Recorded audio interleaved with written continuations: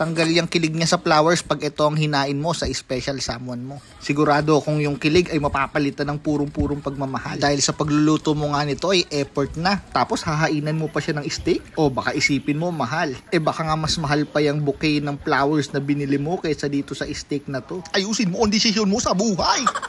Kung nakita nyo kanina, nirest ko lang yung steak tapos pinunas-punasan ko para mawala yung mga moisture. Pinahigop natin sa tissue. Then, naglagay tayo ng salt and pepper. After nyan, syempre papainit na tayo ng kawali, then mantika. Kabilaan nga pala yung salt and pepper na nilagay natin. Then, ayan, make sure natin na lapat kaya pinipress-press ko ng konti. Pinorasan ko nga lang yan ng 3 minutes each side at nakaset ito sa medium heat lang. After ng tag 3 minutes, lagay na tayo ng butter at syempre naman bawang. Pinray nga lang ulit natin ng steak para ma-absorb niya yung lasa ng bawang at saka ng butter. Since sa part ko ayaw ni Jusawa ng medium rare dahil ayaw niya ng mapula-pula na meat, pinray ko pa ulit yan kabilaan ng tag 1 minute. Tapos hinango na natin. At ito nga ang kinalabasan. Almost well done na siya guys. Ayan. And take note, depende yan sa preference nyo ha. Yung iba talaga mas gusto medium rare pero sa part namin dahil ayaw nga yan ni Jusawa, syempre siya ang masusunod. Syempre para sa kanila to. At ito na nga ang final look para sa aming dinner nila Jusawa at ni Mama.